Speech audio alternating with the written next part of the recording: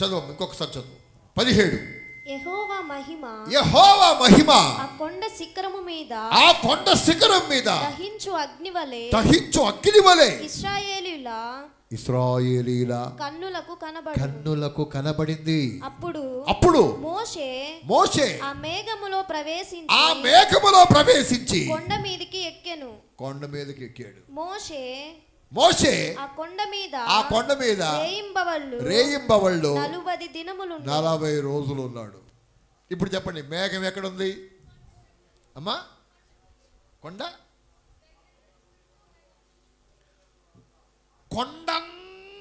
మేఘం ఆవరించింది. ఏం చెప్పండి?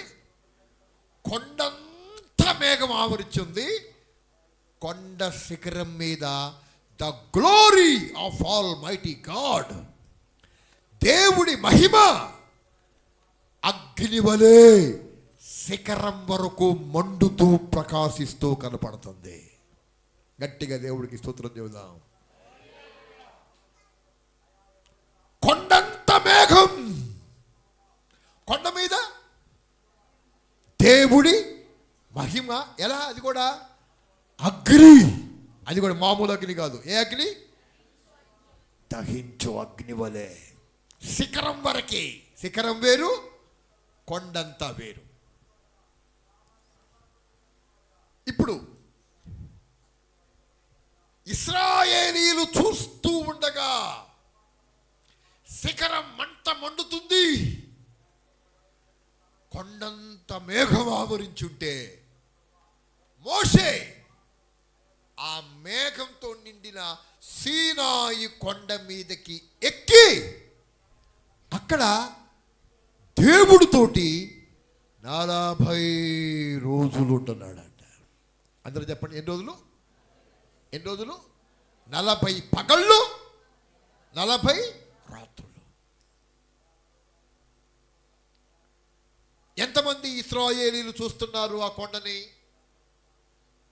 దేవుడి వాక్యం చదివేటప్పుడు ఇది కూడా ఆలోచించాలి. ఇంకోసారి, ఇశ్రాయేలీయులు చూస్తూ ఉండగా సీనాయి కొండ శిఖరం దహించు అగ్నితోటి దేవుడి మహిమ దహించు అగ్ని వలె కనబడుతుంది. కొండ కింద మిశ్రిత జనాంగంతో కలిపి 20 లక్షల మంది ప్రజలు. చెప్పండి గట్టిగా, ఎంతమంది? చెప్పాలి. ఎంతమంది? దాదాపు 5-6 కిలోమీటర్లు ఈ ఇశ్రాయేలీల గుడారాలే. పురుషులు, స్త్రీలు, యంగ్స్టర్స్, గర్ల్స్, బాయ్స్, వృద్ధులు, వృద్ధురాండ్రు, వాళ్ళ గుడారాల ముందు గాడిదలు, ఒంటెలు, మేకలు, పశువులు, విస్తారమైన మందలో ఆ 20 లక్షల మంది ప్రజలు చూస్తూ ఉండగా the glory of all mighty God. ఒకసారి చూడండి,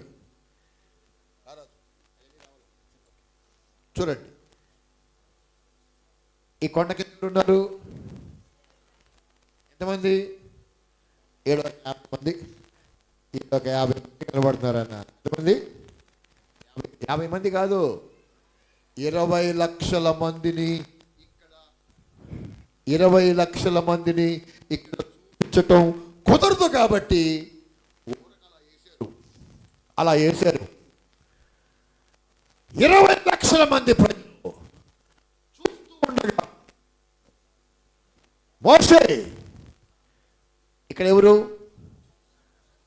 అందరూ చెప్పండి గట్టిగా, ఎవరు? కొండ శిఖరం మీద ఏముంది? దేవుడి మహిమ దహించు అగ్ని వలె మహిమతో ప్రకాశిస్తుంది. ఇక్కడికి ఎక్కి రమ్మన్నాడు దేవుడు, అక్కడికి ఎక్కాడు మోషే. ఎక్కినవాడు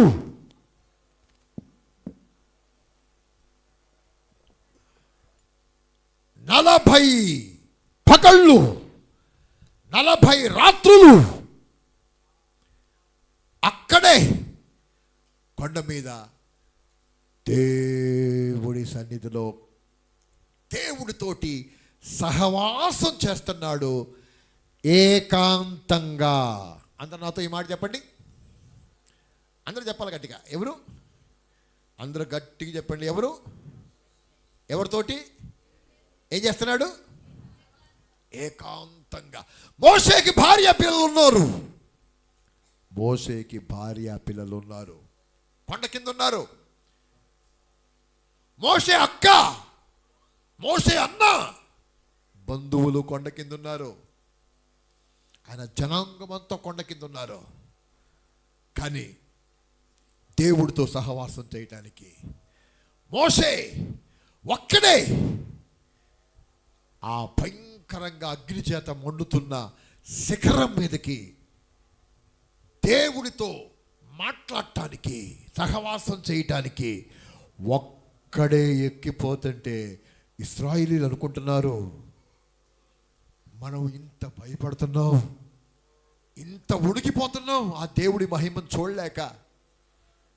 మోషే ఎంత ధైర్యంగా వెళ్తున్నాడో కొండ ఎక్కటానికి. కానీ మోషే అంటున్నాడు హెబ్రీ పత్రిక 12వ అధ్యాయములో, నేను మిక్కిలి భయపడి వణుకుతున్నాను అంటున్నాడు మోషే కూడా. దయచేసి ఆ మాట చూడండి. హెబ్రీలకు రాసిన పత్రిక 12వ అధ్యాయం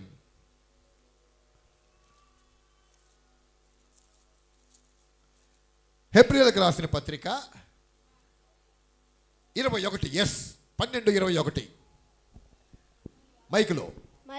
మరియు ఆ దర్శనం ఎంతో భయంకరంగా ఉన్నందున మోషే నేను మిక్కిలి భయపడి వణుకుతున్నాను అంటున్నాడు. స్తోత్రం చెప్పండి గట్టిగా దేవుడికి. ఇంకా గట్టిగా చెప్పాలి. ఏం చేస్తున్నాడు మోషే? మిక్కిలి భయపడి వణుకుతున్నాడు. వణుకుతూనే దేవుడు పిలిచాడు కొండ మీదకి. ఆ దివ్యమైన మహిమతో కూడిన దేవుడి సన్నిధికి వెళ్ళి 40 రోజులు దేవుడి సన్నిధిలో గడపాలి అని వెళ్ళాలి. ఆయన వెళ్ళి దిగొద్దామనే, ఆ రోజే దిగొద్దామనే వెళ్ళుంటాడు. కానీ ఆ దివ్యమైన దేవుడి సన్నిధి చెప్పటానికి అసాధ్యమైన గొప్ప సంతోషం, ఆ మహిమ, ఆ దివ్యమైన దేవుడి శక్తిని అనుభవిస్తూ 40 డేస్ 40 రోజులు ఏమి తినకుండా, ఏమి తాకుండా అక్కడే కొండ మీద 40 రోజులు గడిపాడు. ఒకసారి అందరూ 2 చేతుల పైకైతే దేవుడికి హృదయపూర్వకంగా స్తోత్రం చెల్లిద్దాం. స్తోత్రం చెప్పాలి గట్టిగా దేవుడికి.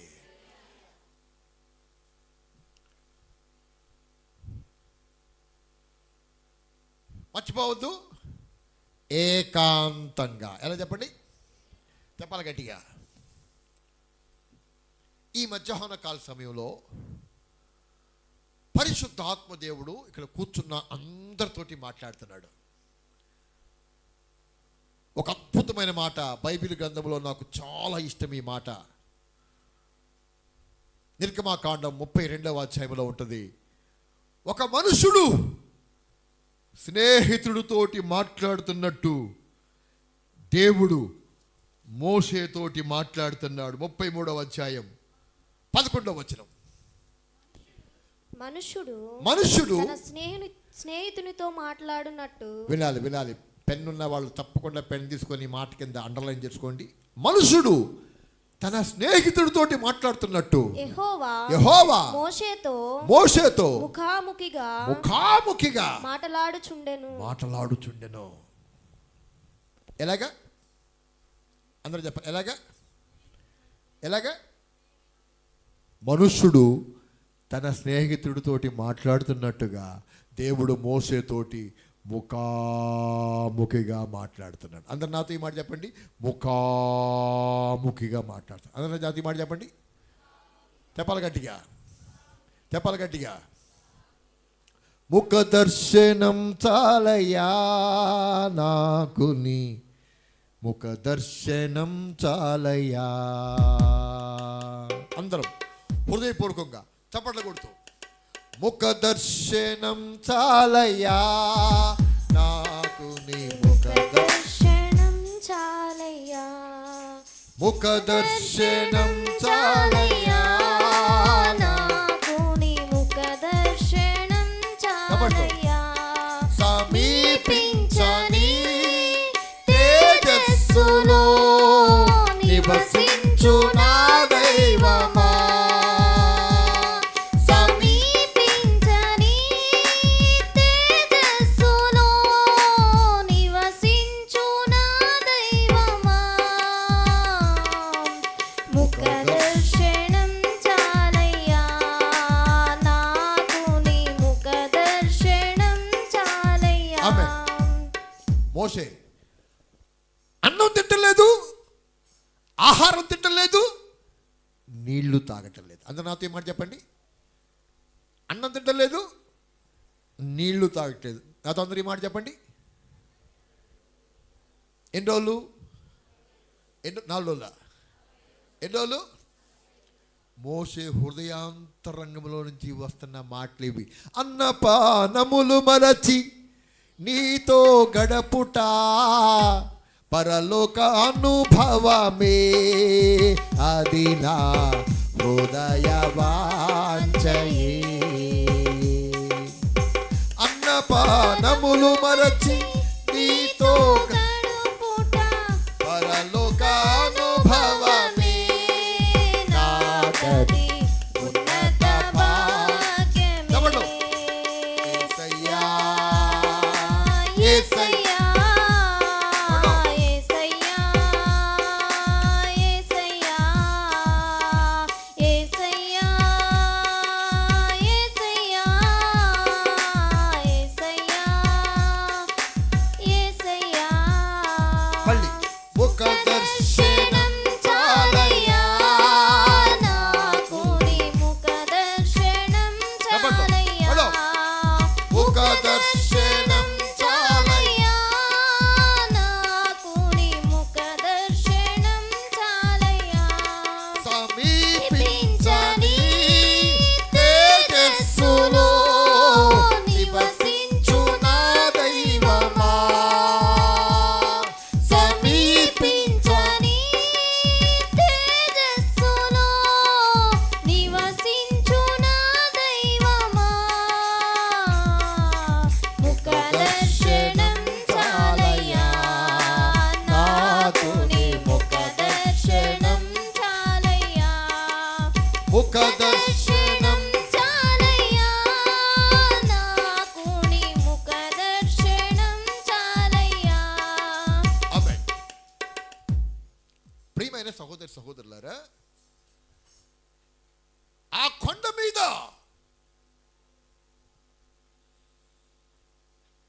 40 రోజులు అన్నపానాలు మాని శరీరం నలగొట్టుకుని మోషే చేసిన కఠినమైన ప్రార్థన విజ్ఞాపనలు ఆది కాండము నుంచి దేవుడు సృష్టి ఎలా చేశాడు, ఆకాశమును దాని అందరి సమస్తమును, భూమిని దాని అందరి సమస్తమును, సముద్రమును దాని అందరి సమస్తమును ఎలా దేవుడు చేశాడు, నోవహు వాడ గురించి, అబ్రహాము గురించి, ఇస్సాకు యాకోబుల గురించి, యోసేపు ఐగుప్తు దేశములో చనిపోయిందాకా ఈ విషయాలన్నీ కొండ మీద దేవుడు మోషేకు చూపించాడు. స్తోత్రం చెబుదాం గట్టిగా దేవుడికి. నేను రాత్రి ఉపవాస ప్రార్థనలో ఆది కాండం పరిచయం గురించి చెప్తూ అద్భుతమైన సందేశం చెప్పాను. నేను ఇప్పుడు చెప్పేది వేరే సందేశం.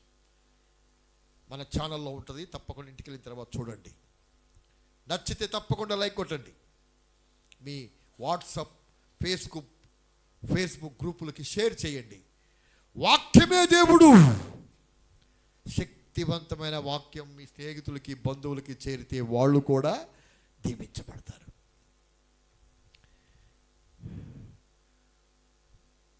అత్యంత శక్తివంతమైన దర్శనాలు, ప్రత్యక్షతలు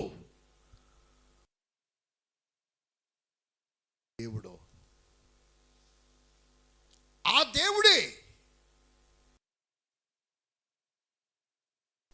మోషేతో సహవాసం చేసిన దేవుడే కల్వరి కొండ మీద తన రక్తమంతా నీ కోసం ధారపోసాడు.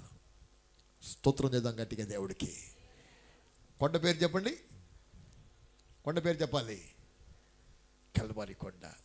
దానికి ఇంకొక పేరు గొల్గొతా. కొండ పేరు చెప్పండి.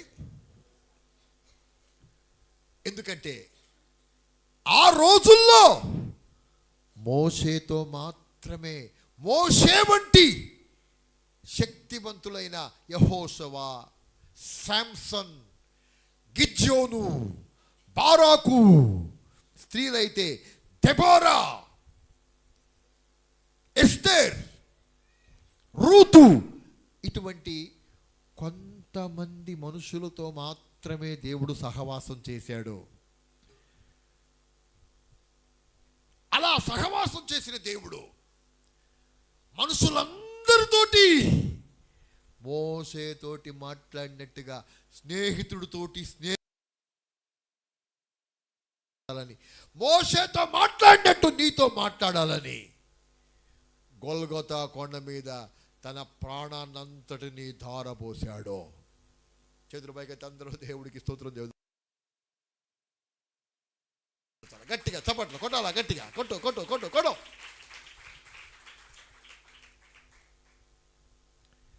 దేవుడు రెడీ నీతో స్నేహం చేయటానికి. అంత నాతో ఈ మాట చెప్పండి. ఏంటది చెప్పాలి? ఎవరితోటి? నీతోటి స్నేహం చేయటానికి దేవుడు రెడీ. నువ్వు పురుషుడివైనా స్త్రీవైనా, నీకు చదువు వచ్చినా రాకపోయినా, నువ్వు ఎంత వయసులో ఉన్నా, నీతో మోషేతో స్నేహం చేసినట్టు స్నేహం చెయ్యాలి, మాట్లాడాలి, సహవాసం చేయాలన్నది డిజైర్ ఆఫ్ ద లార్డ్, దేవుడి కోరిక.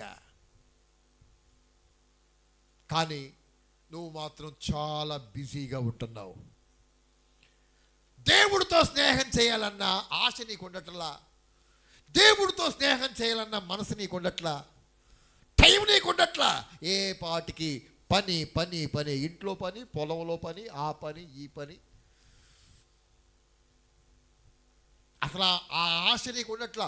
ఆయన మోషేతో మాట్లాడిన దేవుడు నాతో ఎందుకు మాట్లాడతాడు?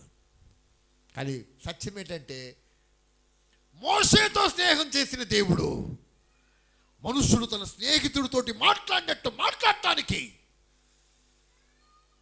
నీకోసం తన రక్తమంతా ధారపోసిన దేవుడు నీతో మాట్లాడాలని కోరుకుంటున్నాడు. దేవుడికి స్తోత్రం చేద్దాం గట్టిగా. దానికి ప్రధానమైన మొట్టమొదటి స్టెప్ ఏంటంటే, నువ్వు దేవునితో స్నేహం చేయటానికి మొట్టమొదటి పునాది స్టెప్ ఏంటంటే చెప్పండి. ఏంటది? చెప్పాలి కండి. ఏంటది?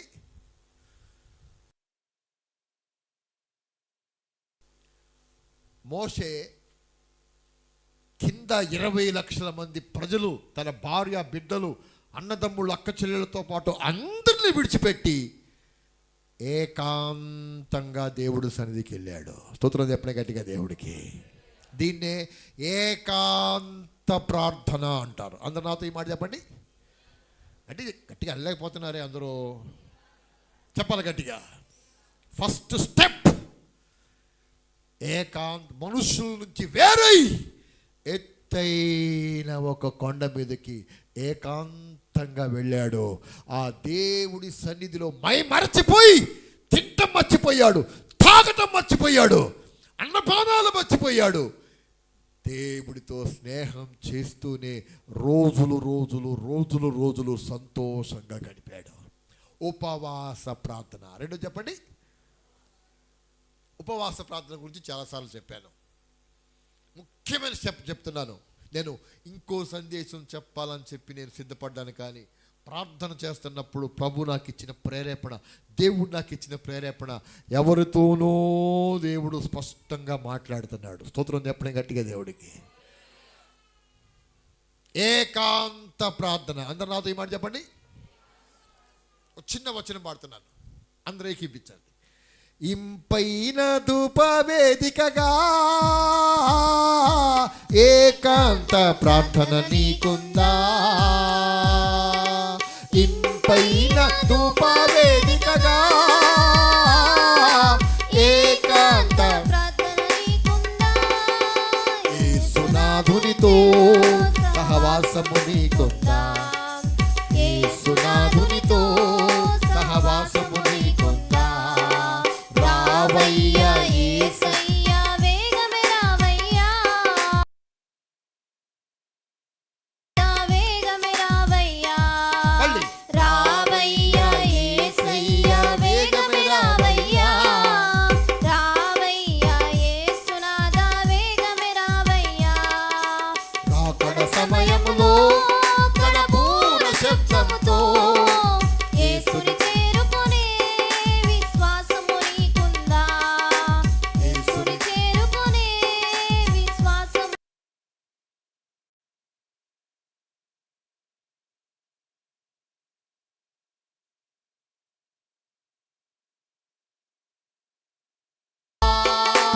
ఇంపైన ధూపవేదికగా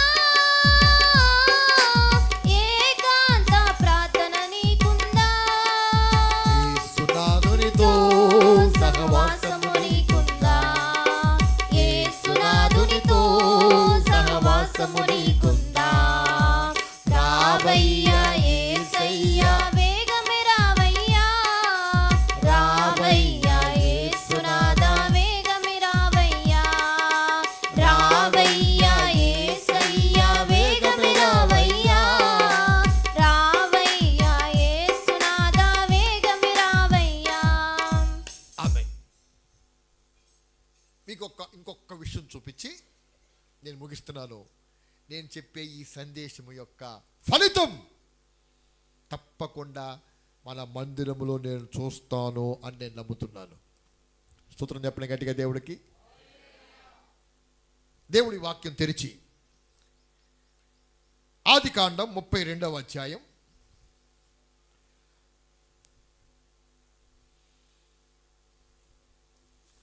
అందరూ దేవుడి వాక్యం తెరవండి. 21వ వచనం, 22వ వచనం. ఆ రాత్రి